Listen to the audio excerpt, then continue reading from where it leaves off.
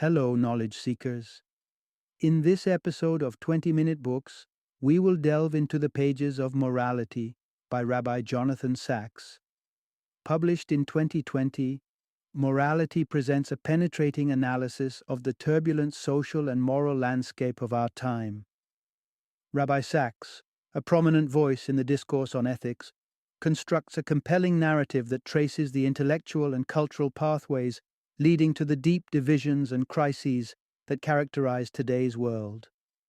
Through his blend of intellectual history and a profound manifesto for moral clarity, Rabbi Sacks sheds light on the origins of societal rifts and provides a hopeful vision for a future founded on justice and understanding. This book is a clarion call for a return to collective moral responsibility, inviting us to reconsider how we live together in an increasingly fragmented world. Author Rabbi Jonathan Sacks, a distinguished scholar and prolific writer of over 30 books, including Not in God's Name, Confronting Religious Violence, and The Great Partnership, God, Science, and the Search for Meaning, brings his wealth of knowledge and experience to the table. As the former chief rabbi of the United Hebrew Congregations of the Commonwealth, he has shared his insights on spirituality and morality across the globe. Morality is essential reading for those feeling adrift in a sea of societal upheaval, citizens who yearn for equity in the political arena, and anyone concerned about the integrity of modern society. Rabbi Sacks offers wisdom for those who seek to navigate the complexities of our times with a sense of righteousness and compassion. Join us as we explore the pivotal insights morality offers for fostering a more harmonious and principled world.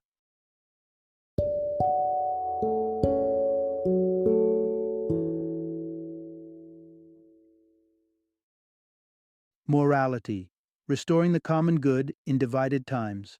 Introduction: Navigating the Moral Maze, a call for revival in a divided world. In a landscape of increasing instability and division, the shifting sands of morality have created an uncharted terrain, begging the question, what foundational values should guide us towards a united future? Morality: Restoring the Common Good in Divided Times, by Rabbi Jonathan Sacks, offers an insightful exploration into the evolution of moral thought and its imperative role in mending the fabric of contemporary society. Immerse yourself in a thought-provoking journey that bridges the philosophical insights of yesteryears with the urgent needs of today. Rabbi Sacks, armed with a rich tapestry of scholarly knowledge and spiritual wisdom, delves into humanity's historical narrative from the vantage of ancient Greece to our modern dilemmas. In this engaging narrative, you'll unearth the intricate ways in which the force of morality has sculpted civilizations over time, and why its pulse must continue to resonate within the beating heart of society. With an eye turned reverently to the echoes of antiquity, Rabbi Sacks shares a vision for embracing a robust moral compass that guides us towards unity through personal ethics and collective action. As we embark on this audio voyage, you'll unravel the profound metaphors of livestock and land that reveal the essence of societal norms, the peculiar way digital landscapes shape our disposition, at times to our detriment, and the awe-inspiring yet humbling realization of science's boundaries within the realm of human values. Prepare to engage with a text that transcends the pages, inviting us to cultivate a renewed sense of moral responsibility in a world thirsting for harmony and mutual respect. Part 1. Discovering harmony in togetherness amidst the symphony of life. Think of the majestic works of Beethoven, Bach, and Brahms, composers who dedicated their lives to creating resplendent symphonies. But even these musical prodigies needed an orchestra to breathe life into their scores. Alone, their compositions would remain unheard, silent masterpieces. This serves as a poignant metaphor for the role of community versus individualism in our society. The key insight here is that society's fixation on the individual renders us isolated and vulnerable. In recent times, our culture has championed the narrative of the individual, celebrating personal achievements and solitary success. The evolution of language in pop music is reflective of this, with a marked increase in lyrics that prioritize me over we. Yet this cultural shift isn't limited to our playlists. The way we structure our lives has gravitated towards isolation. Many delay marriage, opt for smaller families, and forego communal engagements. The rise in solo living is particularly striking. In just half a century, the number of singular households in the United States has soared, with metropolitan areas reporting that nearly every second home is inhabited by just one person. This movement towards individualism correlates with an increase in loneliness, an epidemic with stark ramifications. Loneliness is not merely a social ailment, it is intrinsically linked to physical well-being, elevating stress and dampening immune responses. Astoundingly, enduring solitude carries health risks comparable to smoking 15 cigarettes daily. Furthermore, the self-help industry thrives on this notion of individual betterment. Bookshelves and digital libraries are overflowing with titles promising self-salvation. Yet, this inward-looking approach often exacerbates feelings of disconnection. A shift towards communal benefit, an external perspective where one's actions are evaluated through their impact on others, can offer a remedy to this isolation. This philosophy endorses a transition from self-centeredness to what's known as unselfing. Rooted in the tenets of morality, unselfing advises that we embrace a broader perspective, prioritizing shared experiences over individual impulses. As we delve further into this narrative, let's explore the intricacies of why adopting a collective-oriented mindset can be both challenging and indispensable for the sustenance of our social fabric. Part 2. The Digital Dilemma: Social Media's Impact on Moral Behavior. Imagine flipping through the contacts on your social media profiles, hundreds, perhaps upwards of 500 names gleaming back at you.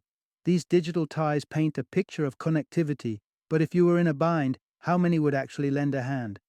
For the typical British adult, the sobering answer is only a handful. A mere 5 would offer genuine support. This disparity highlights a troubling trend. The relationships we foster online aren't always there when it matters most. Here lies a critical notion.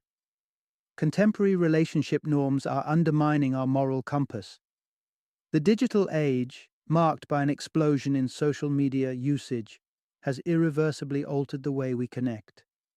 In 2019, billions were hooked to the web, with Facebook commanding an audience surpassing 2 billion active users.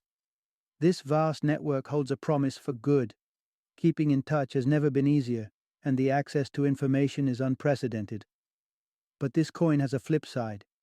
Adolescence is now marked by a daily barrage of 7 to 9 hours of screen time, at the expense of genuine, in-person interaction. Indeed, social media is a double-edged sword when it comes to forging substantial relationships. The curated personas we encounter and the superficial interactions we engage in online often lack the depth found in physical companionship. This new manner of socializing can lead to flimsier emotional attachments that hinder the development of selflessness. Notably, studies, including one from the University of California, draw a stark correlation between heavy social media use, reduced empathy, and heightened depression. But it's not just our friendships that have transformed.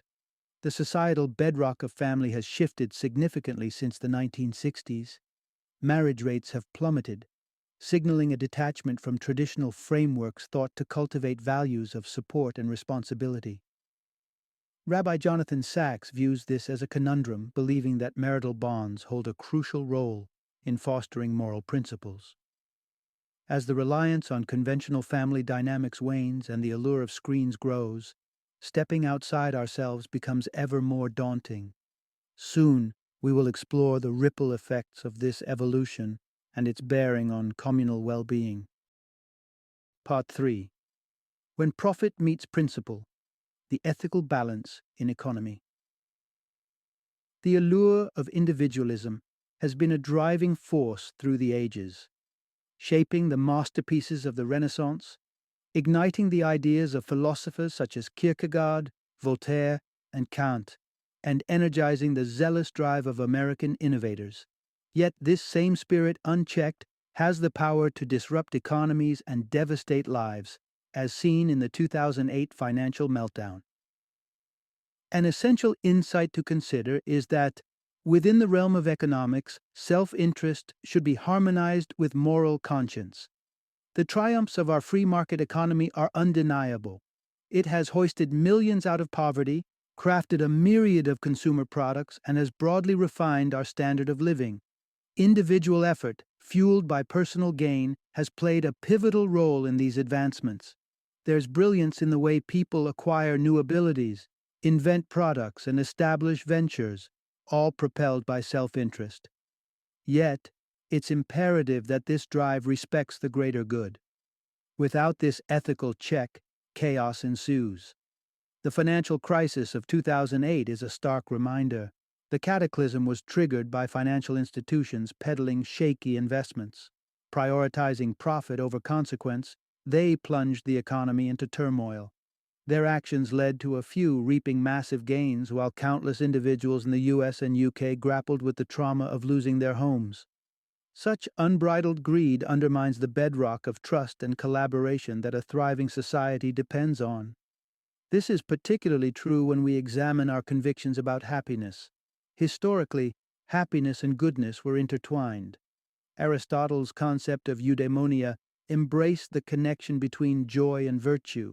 Today, however, happiness is often narrowly defined as pleasurable sentiment, detached from any moral grounding. This shift encourages the pursuit of immediate gratification over enduring values like justice or integrity, be it in our own lives or in the corporate world. To step away from this snare, we must reassess where our happiness stems from. Consider the ephemeral buzz of a new purchase versus the enduring fulfillment of a cherished friendship. Clearly, the latter is more likely to yield lasting contentment. Painting happiness as a pursuit aligned with morality can lead one to enriching, dignified choices that reward both the individual and the community. Part 4. Rebuilding Foundations. The Call for a Unified Morality in a Fractured World. Open any newspaper, and the headlines are all too familiar. Societal unrest, extremist violence, and a pervasive sense of disillusionment. How did we arrive at such a volatile juncture? The answer may lie much closer to home than we realize, in the very manner we perceive ourselves and our interactions within the collective landscape. The overarching theme here is clear. The fabric of a harmonious society is woven from the threads of a common moral code. The philosophical arena has long been the battleground for differing perspectives on the interplay between state and society. Figures like John Locke championed the idea that the state is a guardian of innate human liberties, while Jean-Jacques Rousseau posited rights as state-endowed, thereby obliging the state to cultivate the common good. In contemporary times, the scales have tipped toward Rousseau's view, placing diverse societal expectations, ranging from financial well-being to emotional fulfillment, squarely on the state's shoulders. Responsibilities traditionally upheld by individuals, families, and communities have been shifted, resulting in a populace fraught with discontent when the state falters in its perceived duties. Trust in traditional political mechanisms wanes, exemplified by a striking 2018 statistic. Only 18% of British citizens trust their political parties. Amid mounting distrust in established institutions, there's the spark of identity politics, ideologies that bind personal worth to distinct demographic markers like ethnicity, gender, or sexual orientation. Rabbi Jonathan Sacks observes that such politics prioritize individual distinctions above shared human experiences, fostering discord in place of potential unity. Religion, with its age-old traditions and unwavering moral compasses, might offer a blueprint for societal stability. Faiths such as Judaism underline the significance of collective responsibility and interdependence, steering individuals away from looking solely to governments or evanescent populist currents for solace. Sacks traces many of the present-day social fractures back to the radical shifts of the 1960s. a period marked by rebellion against established norms in favor of personal autonomy, societal experimentation, and the pursuit of liberty through various means. Had society embraced a more measured approach to change, akin to the conservative adaptations characteristic of religion, some current challenges might have been mitigated. In the quest for societal harmony, we are reminded that a shared moral fabric, not just political and economic constructs, is paramount in fortifying the resilience and integrity of our communities. Part 5. Truth, the cornerstone of a moral society. Imagine the scene in 1274 BCE. Ramesses II heralds a grand victory upon his return to Egypt from the clash at Kadesh, while simultaneously the Hittites proclaim their triumph. The question of who truly conquered remains an ancient enigma. Even back then, the truth was elusive, but in today's world, veracity seems to be an even rarer commodity. The central message to ponder is this: the foundation of a moral community is the reverence for truth. The art of deception is ancient, yet today we grapple with a reality where truth is an endangered species. Some writers refer to our era as the post-truth age, as exemplified by the misinformation that plagued the 2016 US presidential elections.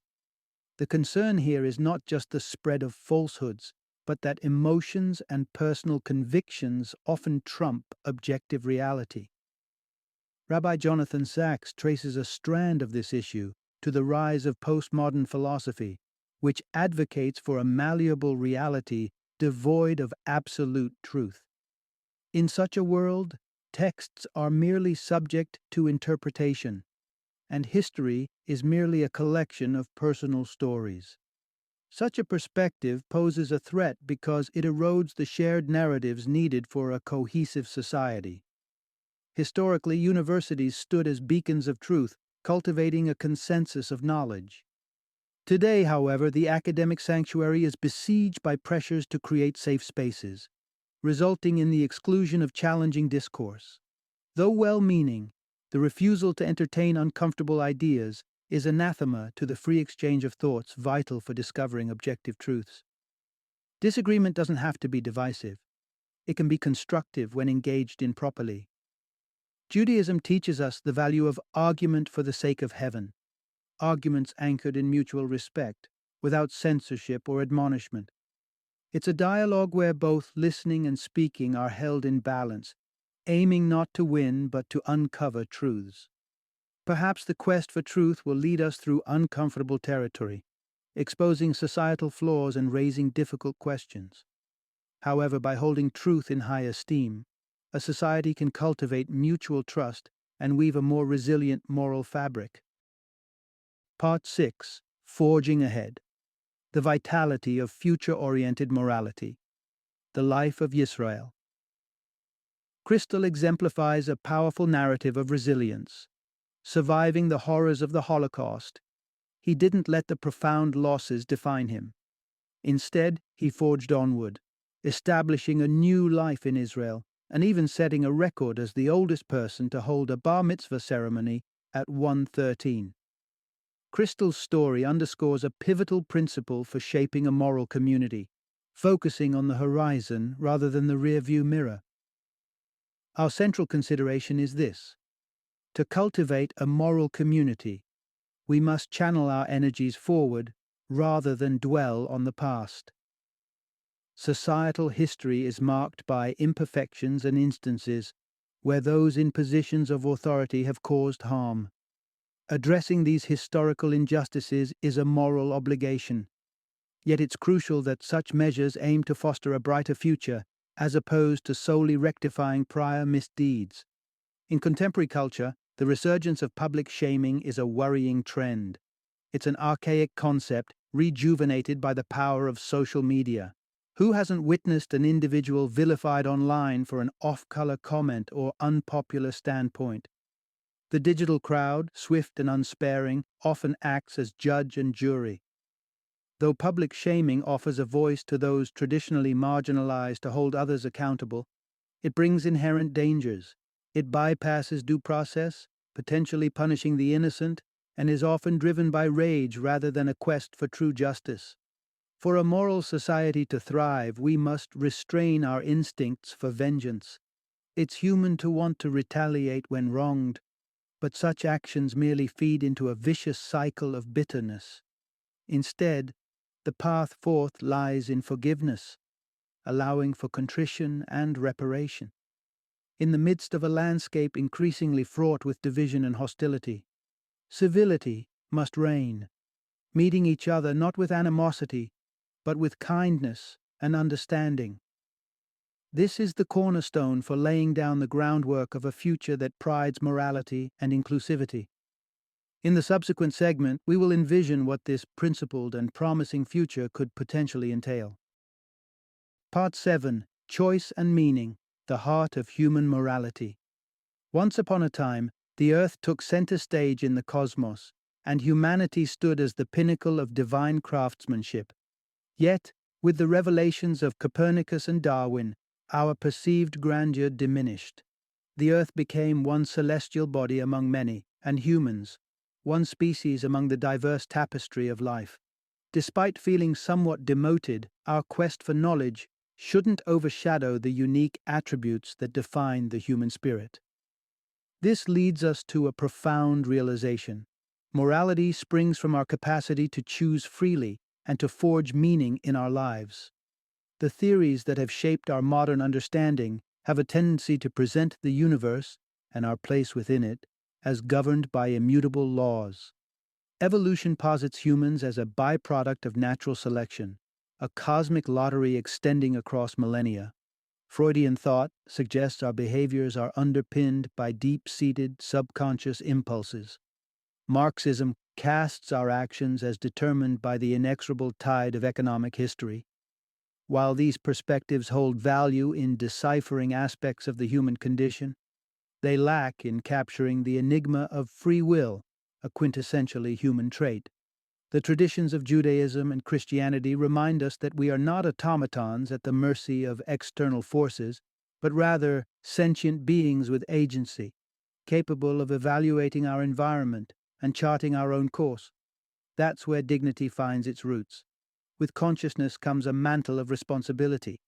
We are tasked to interpret our existence, to determine what values to uphold, and to decide the virtues worthy of pursuit. We stand at a moral crossroads between the allure of individualism and the call to create a collective narrative. On one road, we exist in a world where the I reigns supreme, fixated on personal fulfillment. Down the other path, we envision a world of we, where individual impulses are tempered in favor of the common good. Embracing a shared narrative paves the way for a consensus in ethics. Such a moral framework lies at the genesis of a unified community, a society bolstered by the pillars of trust, collaboration, and a deep-seated respect. Lacking this harmonious code, the social order is at risk of unraveling into chaos. In the following discussion, we'll delve into discerning the most fitting moral code to guide us into a cohesive future. Part 8: Embracing the Spectrum of Morality. The significance of choosing a code. Consider a simple experiment. Present a child with images of a cow, a chicken, and grass. Their pairing choices reveal the inconspicuous yet profound ways we perceive our world. American children are likely to connect the cow with the chicken, while their Chinese counterparts may associate the cow with the grass. This exercise mirrors the multiplicity of moral perspectives. Just as these pairings differ, so too do global ethical frameworks. Herein lies the essence of our analysis. Amidst the multitude of moral codes, selecting and adhering to one is crucial.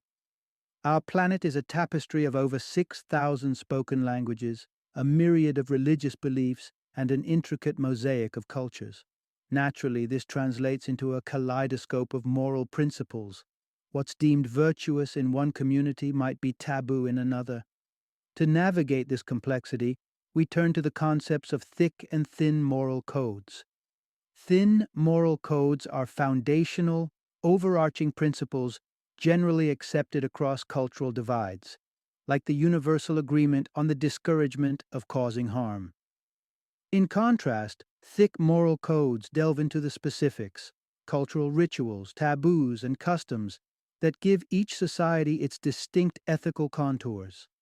For instance, while ancient Athenian morality extolled civic duty and valor in battle, Confucian tradition in China emphasizes familial piety and reverence for the elderly.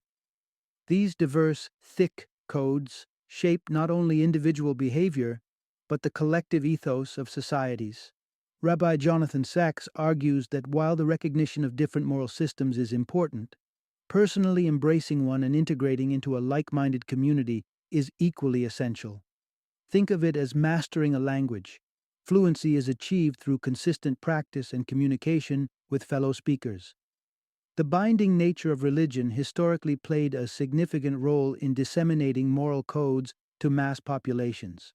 Religious tenets enable complex societal cooperation that might not effortlessly arise otherwise.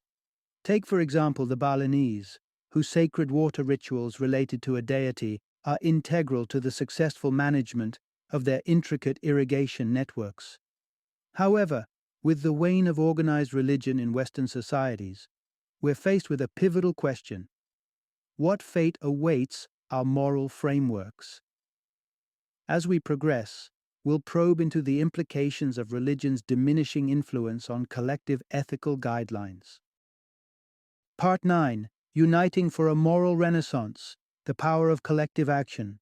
On what unfolded as one of humanity's most harrowing days, September 11, 2001, the people of Gander, Newfoundland, offered a beacon of hope. Faced with an unexpected influx of over 7,000 displaced airline passengers, this modest community showcased the indomitable spirit of altruism by extending unconditional support. This brings us to an uplifting realization. Through collaboration, we can reignite the moral spirit of our society. In an era where cynicism is rife, where the relentless pursuit of profit seems to overshadow our shared humanity, it is tempting to succumb to pessimism. With the market dominating interactions and the state receding in providing safety nets, the future might seem grim. Yet, we are not hapless spectators to this unfolding drama. The power to steer our collective destiny is firmly in our hands, accessible through seemingly small but profound gestures of kindness. It starts by caring for those around us, by transforming one life at a time. Rabbi Jonathan Sachs recalls his experiences as a young rabbi where funerals became poignant reflections on life, each eulogy centered not on personal accolades, but on the individual's acts of generosity, the compassion they extended to loved ones, and their commitment to their community. These narratives highlight what truly resonates beyond our lifetime. Envisioning a moral future entails a conscious redirection from the I to the we, a sentiment Sachs terms the politics of covenant. It is an ethos which binds us in a collective pledge to one another's welfare. Within this paradigm, the priorities of individuals, enterprises, and entire communities would pivot from self-serving agendas to wholehearted collaboration. Building a covenant-based world is no effortless feat, yet it is within reach. History has borne witness to the monumental impacts of such a politics of shared responsibility, from the epical abolition of slavery to the triumph over relentless diseases.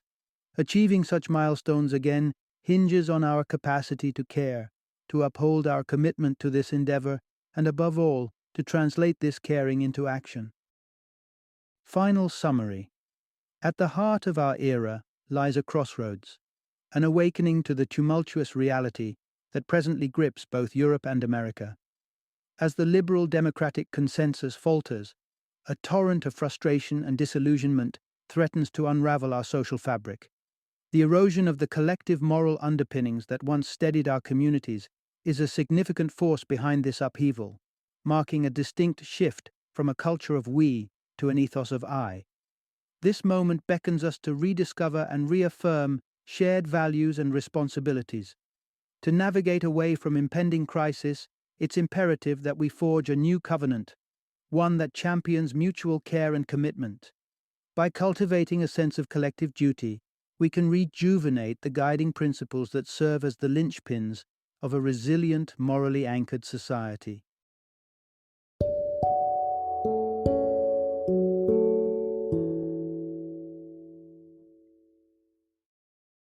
Thank you for joining me today on this journey of learning and discovery as we explored the insights of another thought-provoking book in our growing library of knowledge.